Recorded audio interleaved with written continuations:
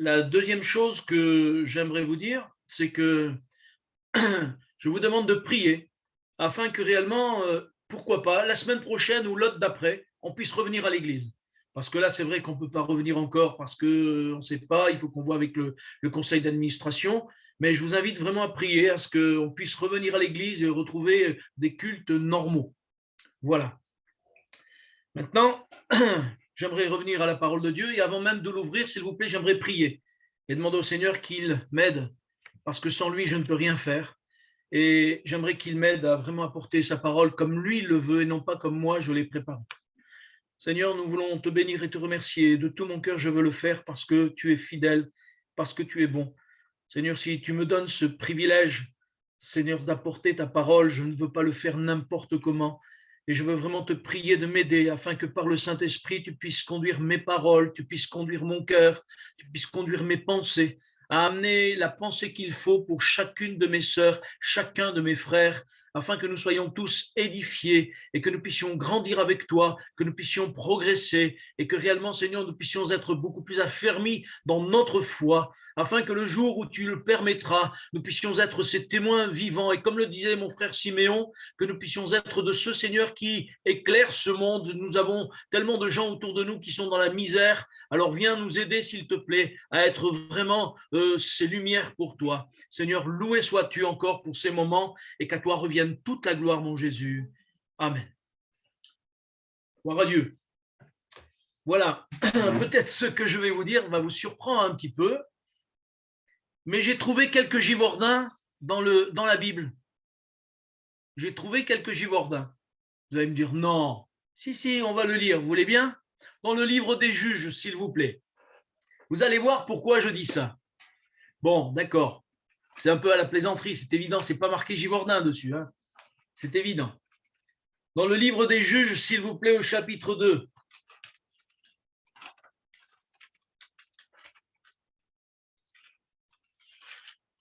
Pour commencer, on lira dans le chapitre 2.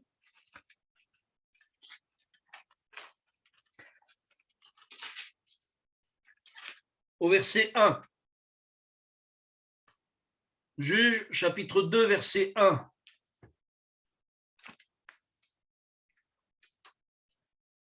Il est écrit, un envoyé de l'Éternel monta de Gilgal à Bokim et dit, je vous ai fait monter hors d'Égypte et je vous ai amené dans le pays que j'ai juré à vos pères de vous donner. J'ai dit, jamais je ne romprai mon alliance avec vous. Et vous, vous ne traiterez point alliance avec les habitants de ce pays. Vous renverserez leurs autels, mais vous n'avez point obéi à ma voix. Pourquoi avez-vous fait cela?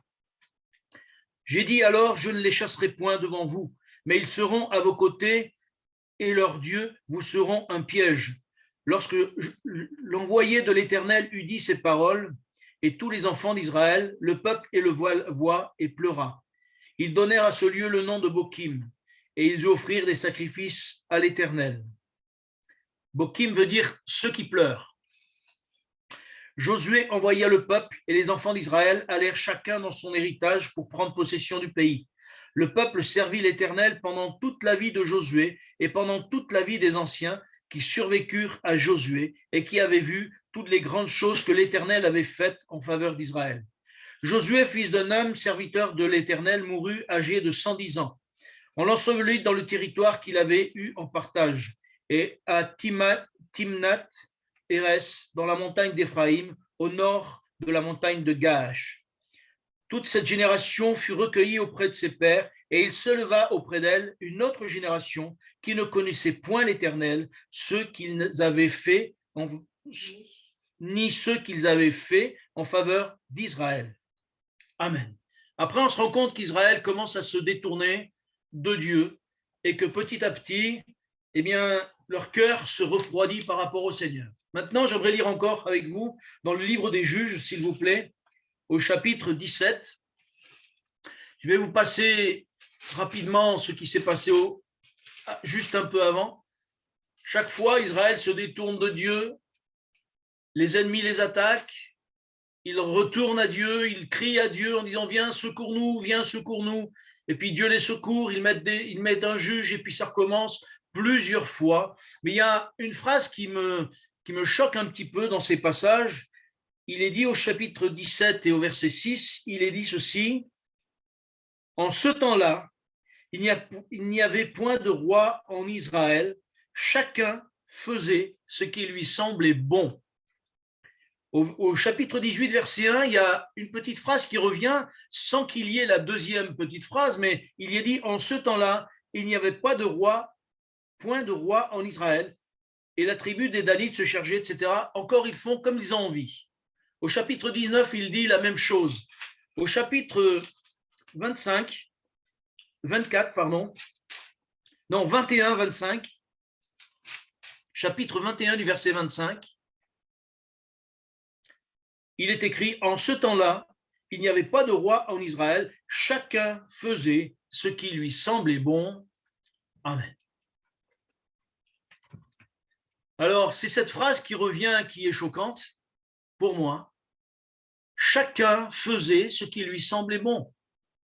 Et on se rend compte que ce peuple d'Israël, à qui Dieu a donné des directives, à qui Dieu a donné vraiment des lois pour qu'ils restent unis, pour qu'ils restent ensemble, pour qu'ils se sanctifient de plus en plus, pour qu'ils marchent par la foi de plus en plus, on se rend compte que ce peuple petit à petit, ou du moins chaque tribu petit à petit, parce que quand on lit le livre des Juges, on se rend compte que chaque tribu un peu fait ce qu'il a envie.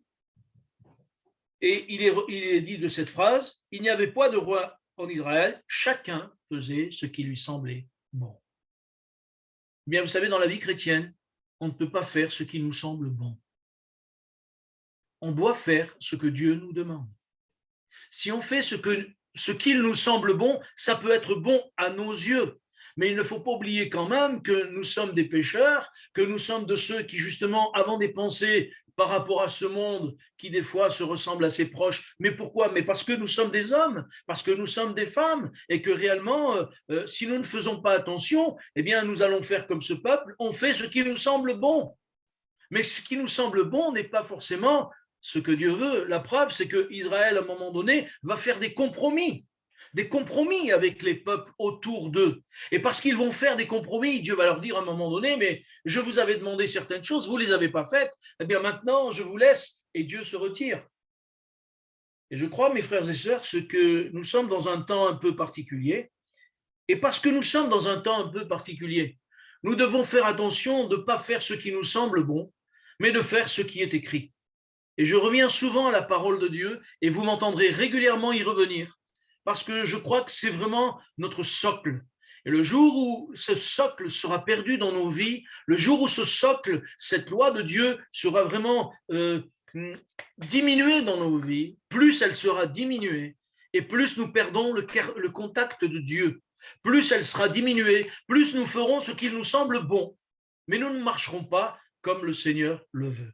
Le dommage, c'est que ce peuple a perdu non seulement la présence de Dieu, non seulement il a perdu sa communion avec Dieu, mais il a perdu la communion avec les frères et sœurs.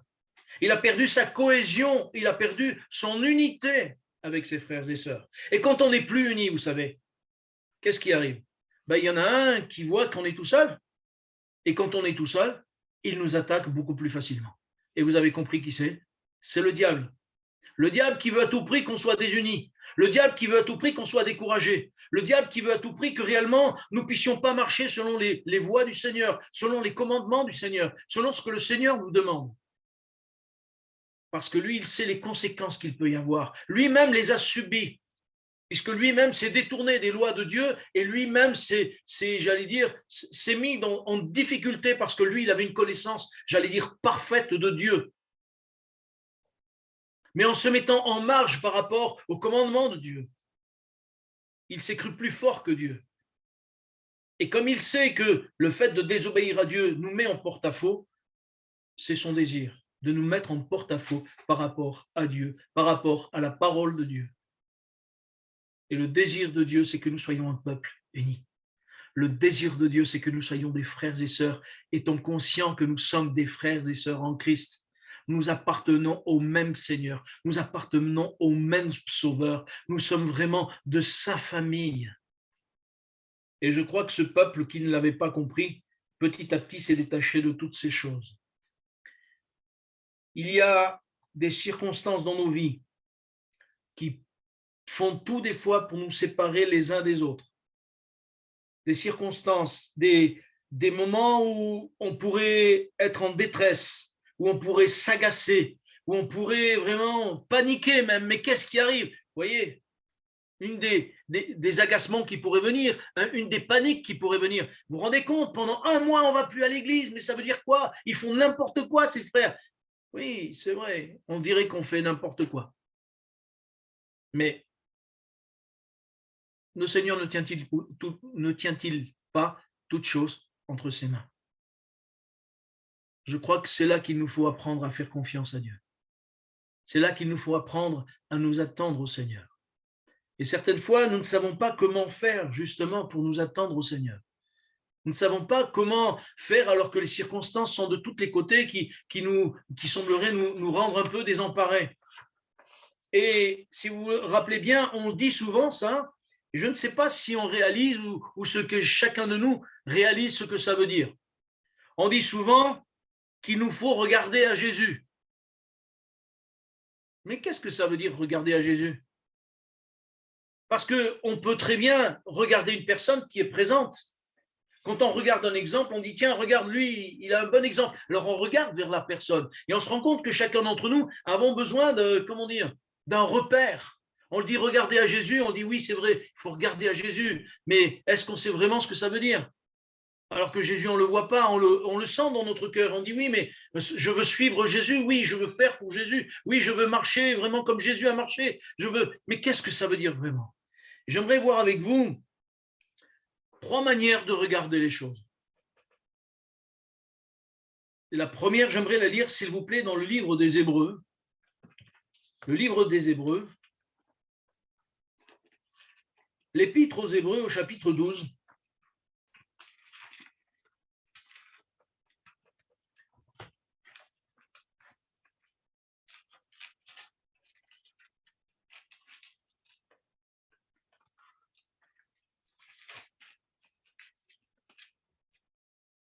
Et au verset 1, Hébreux chapitre 12, verset 1,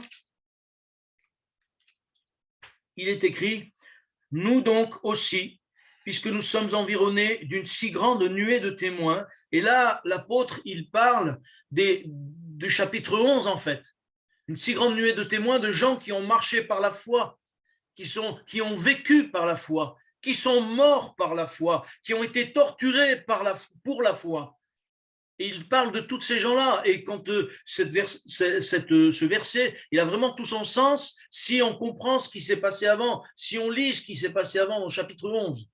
Et il dit ceci, nous donc aussi, puisque nous sommes environnés d'une si grande nuée de témoins, rejetons tout fardeau et le péché qui nous enveloppe si facilement et courant avec persévérance dans la carrière qui nous est ouverte, ayant les regards sur Jésus qui suscite la foi et la mène à la perfection. En échange de la joie qui lui était réservée, il a souffert la croix, méprisé l'ignominie et s'est assis à la droite du trône de Dieu. Amen. Là, on dirait que l'apôtre, il veut nous tourner vers la croix, en regardant Jésus à la croix. Jésus à la croix, il a subi la croix. Non pas qu'il voulait, bien que la Bible nous dit qu'il a été volontaire. Volontaire, il va dire dans l'évangile de Jean, chapitre 10, il va dire que personne n'autre sa vie, mais c'est lui qui la donne. Et il savait pourquoi la donner. Il savait pourquoi il l'a donnée. Il savait pourquoi il allait souffrir. Et il savait qu'il allait souffrir. La preuve, c'est que dans le jardin de Gethsémane, il avait tellement déjà les angoisses par rapport aux souffrances qu'il allait subir, sans qu'il sache pourtant, en tant que fils de Dieu, qu'il allait être coupé du Père, parce que la plus grande souffrance qu'il a été pour lui, c'est celle d'être coupé du Père.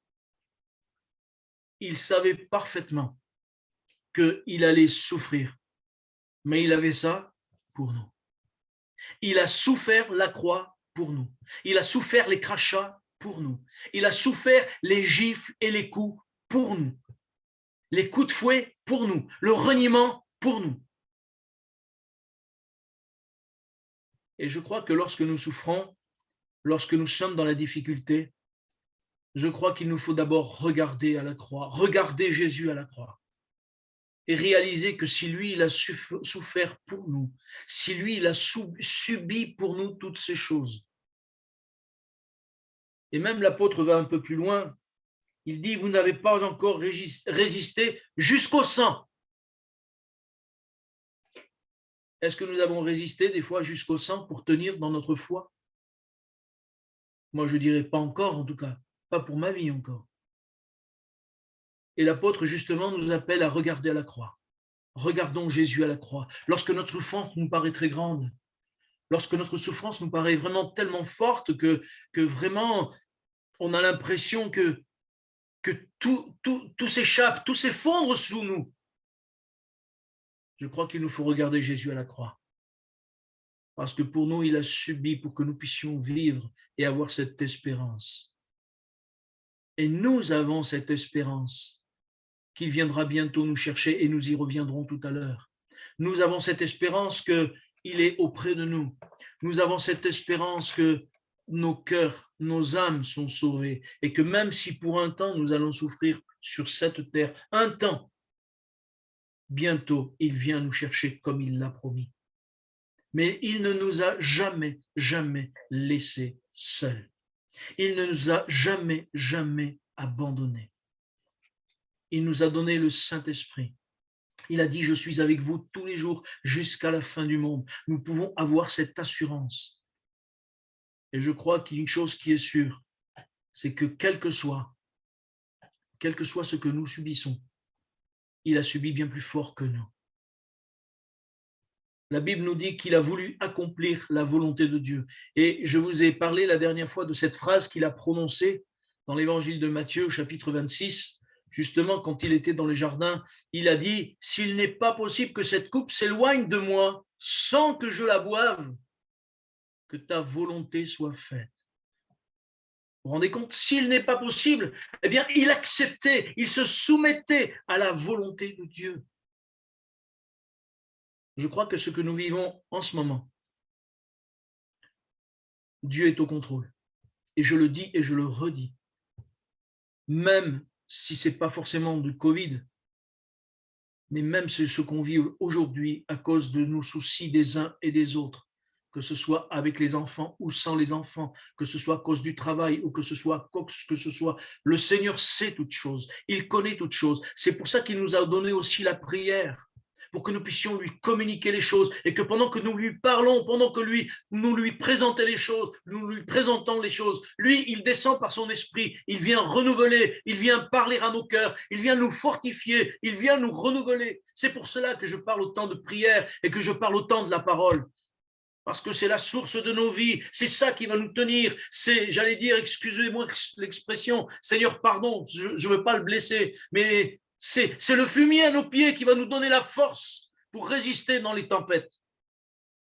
Cette parole et cette prière. Je crois que le Seigneur est celui qui veut vraiment nous aider à prendre conscience et que nous puissions regarder à la croix. Parce qu'à la croix, il a tout accompli. Et parce qu'il a tout accompli, lui-même l'a dit, tout est accompli. Si tout est accompli, ça veut dire que nous pouvons être vainqueurs et nous pouvons être victorieux et que ça dépend non pas seulement de nous, mais ça dépend aussi de nous. Parce que le Seigneur fera son travail, il le fera. Après, ça dépend de nous de dire non, je me tiendrai Seigneur et je me tiendrai ferme pour toi. Je regarde à la croix. Un deuxième texte, s'il vous plaît, qui se trouve dans l'évangile de Luc.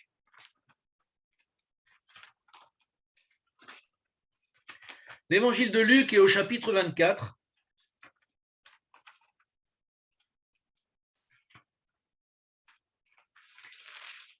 Et c'est un texte qui m'a souvent parlé, que le Seigneur a souvent mis sous mon regard, sous mes yeux, lorsque parfois je me sentais dans la difficulté, parce que moi, comme je vous disais tout à l'heure, je ne connais pas de personne qui ne soit pas dans la difficulté. Et ce n'est pas parce qu'on prêche qu'on est meilleur que vous, que les autres. Ce n'est pas parce qu'on prêche qu'on est plus fort. Non, ce n'est pas vrai.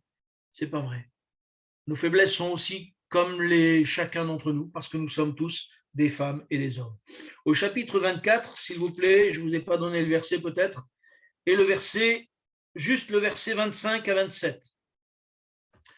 Les disciples d'Emmaüs, on en revient à eux. Ils ont subi un grand choc, un grand électrochoc, je pourrais dire même, parce que celui en qui ils espéraient est mort. Et pour eux, il est mort, c'est fini, tout est fini, leur vie est cassée, leur vie est brisée, ils ne comprennent plus rien, ils sont désespérés à un tel point que chacun retourne à ce qu'il était avant. Les disciples sont retournés pécher, eux ils retournent dans leur ville, ils ne savent même pas qui... Ils sont désespérés, ils n'arrêtent pas de parler de ça. Comme aujourd'hui, on n'arrête pas de parler du Covid, du Covid, du Covid. Vous parlez aux gens, ils vous parlent du Covid, vous parlez d'autres choses, et puis ils reviennent sur le Covid. C'est presque, on fait du Covid matin, midi et soir. C'est comme les médicaments, vous savez, un peu. Alors que on voudrait bien s'en passer un petit peu, mais les gens, ils y reviennent. Oui, oui, ce n'est pas des médicaments, des effets ralgants ou autres, mais c'est du Covid, Covid, Covid. Bon, voilà. Et eux, pareil. Ils pensent à la croix, Jésus est mort, Jésus est mort, Jésus est mort. Et alors qu'ils ont exposé à Jésus, ils ont parlé avec Jésus sur le chemin, il y a ces deux phrases qui viennent, ça c'est deux versets. Alors Jésus leur dit, ô homme sans intelligence, et dont le cœur est lent à croire tout ce qu'ont dit les prophètes. Ne fallait-il pas que Christ souffre ces choses et qu'il entre dans sa gloire? Et commençant par Moïse et par tous les prophètes, il leur expliqua dans toutes les Écritures ce qui le concernait. Amen. Les disciples, dans un grand désespoir, ils ne regardent que leurs problèmes, que ce qu'ils ont en tête. Et Jésus va leur faire porter leur regard sur quoi? Sur la parole de Dieu. Quand il est dit la loi et les prophètes, il leur expliqua de Moïse et les prophètes, ça veut dire qu'il a expliqué Moïse, c'est la Torah, c'est la loi, c'est les commandements du Seigneur.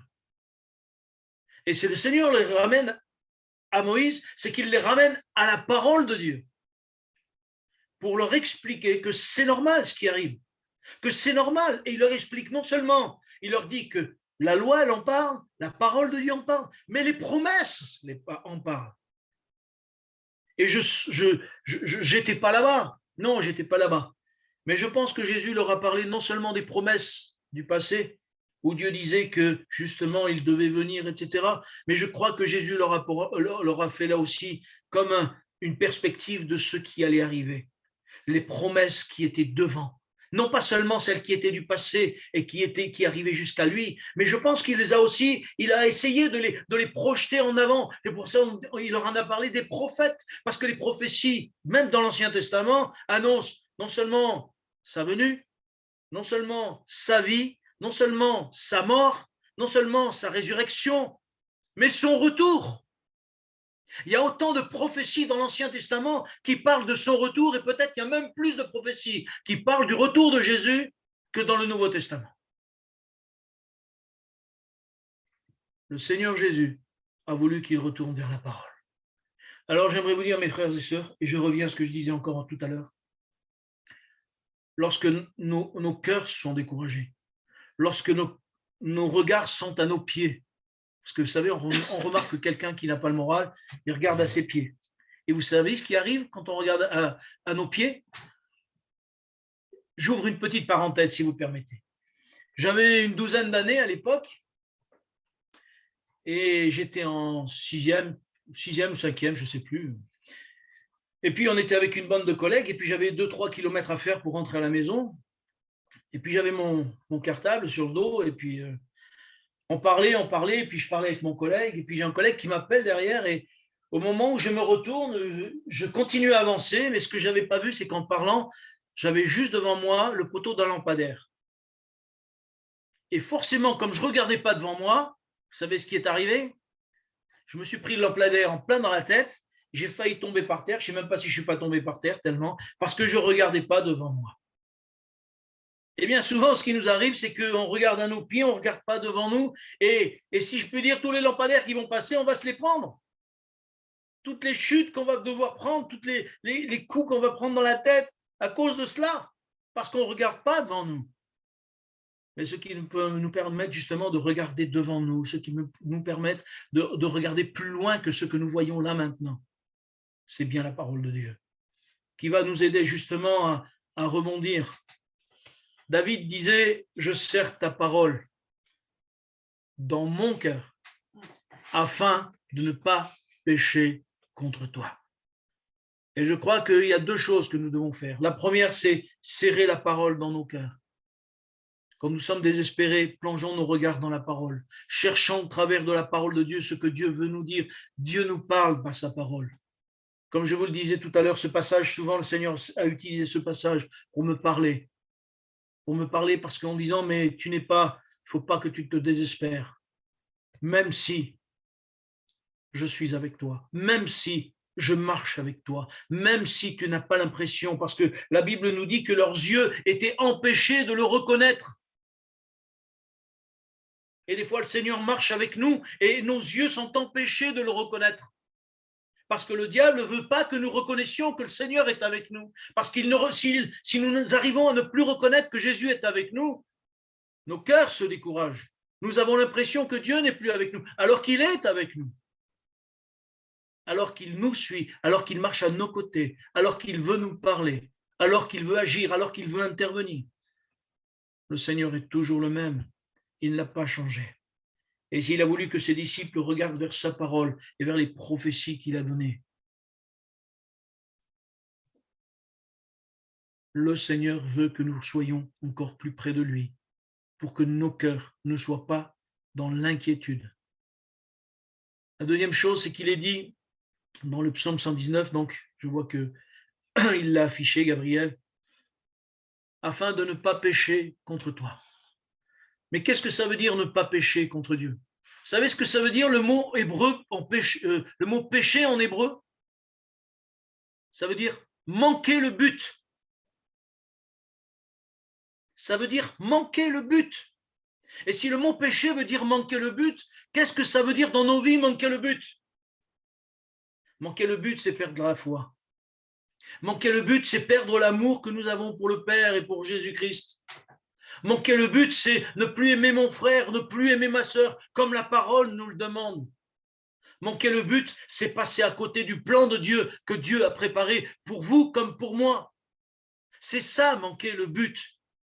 Manquer le but, c'est de dire, je laisse tomber, j'arrête de prier, puisque je suis découragé, j'en peux plus, quand j'irai mieux, je reviendrai. Ça, c'est manquer le but. Dieu veut qu'au travers de sa parole, en la serrant dans nos cœurs, ça nous empêche de manquer le but. Et c'est pour cela que Jésus va ramener ses disciples à regarder vers la parole, vers Moïse et les prophètes. Une troisième chose, je vois le temps avance vite.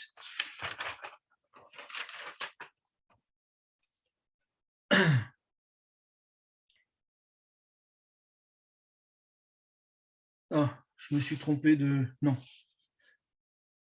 Non, Luc. J'aimerais lire avec vous, s'il vous plaît, dans Luc 21.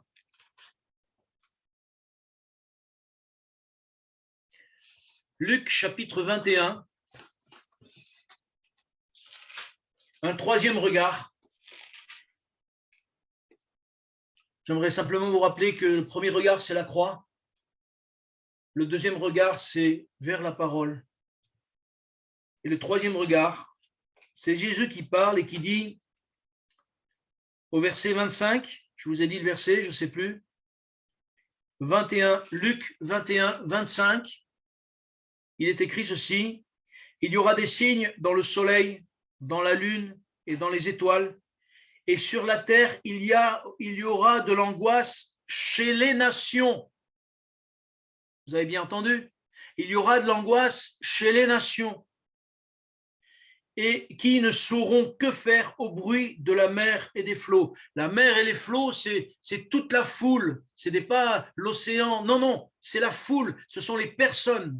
Quand la parole de Dieu nous parle de la mer et des flots, ce sont des personnes, des peuples, au bruit de la mer et des flots.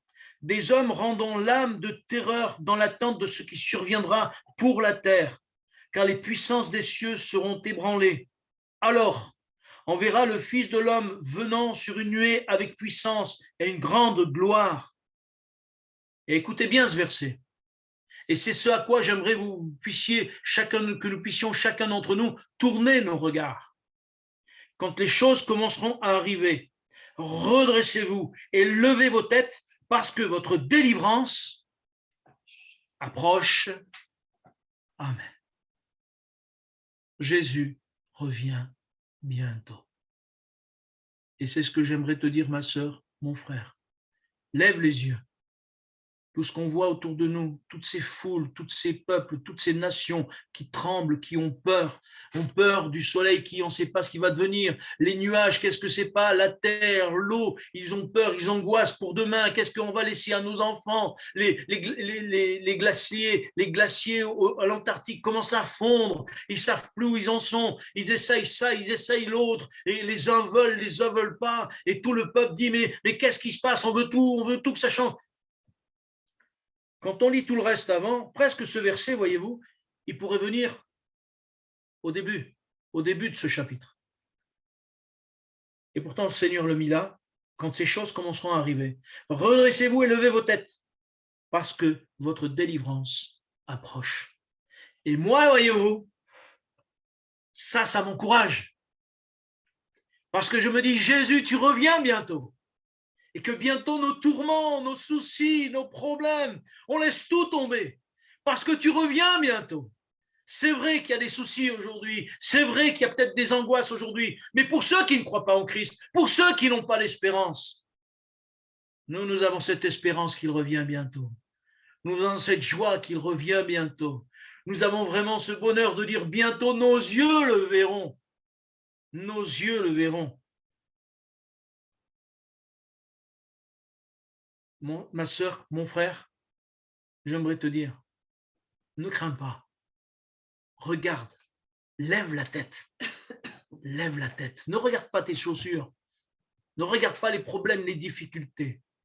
Regarde Jésus qui revient bientôt. Et si nous gardons ça dans notre cœur, alors nous n'aurons pas peur du lendemain. Que demain se passe ça, il vote pour celui-là, pour l'autre, qu'il fasse ceci, qu'il fasse cela. De toute façon, on s'en va bientôt. Eux, ils restent, mais nous, on s'en va. Nous, on s'en va. Et c'est ça que ce matin, j'aimerais vous dire. Nous n'avons pas à craindre parce que le Seigneur Jésus a payé. Nous n'avons pas à craindre parce qu'il a tout donné afin que nous puissions vivre son retour proche. Il nous faut nous préparer. Il nous faut nous préparer.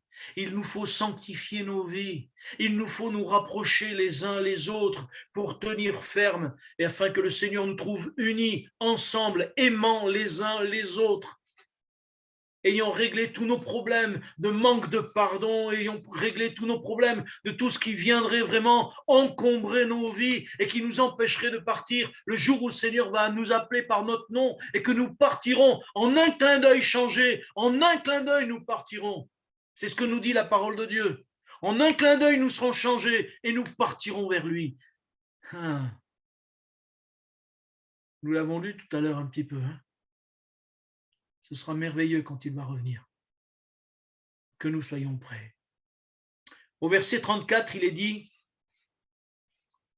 et c'est dans la même pensée du même chapitre, verset 34, il est dit, prenez garde à vous-même, de crainte que vos cœurs ne s'apesantissent par les excès du manger et du boire, et par les soucis de la vie, et que ce jour ne vienne sur vous à l'improviste, car il viendra comme un filet sur tout cœur qui habite sur la surface de toute la terre. Verset 36, veillez donc. Tu y es ? Pardon ? Ah oui, pardon. Tous ceux qui habitent sur la surface de toute la terre. Veillez donc et priez en tout temps, afin que vous ayez la force d'échapper à toutes ces choses qui arriveront et de paraître debout devant le Fils de l'homme. Amen. ma sœur, mon frère, que ce matin, nous puissions dire, Seigneur, je veux me saisir de tes promesses. Je veux me saisir de ta parole. Je veux relever la tête. Je veux regarder à toi. Je veux regarder à la croix. Je veux regarder à tes promesses. Et je veux regarder à ton prochain retour qui est tout près.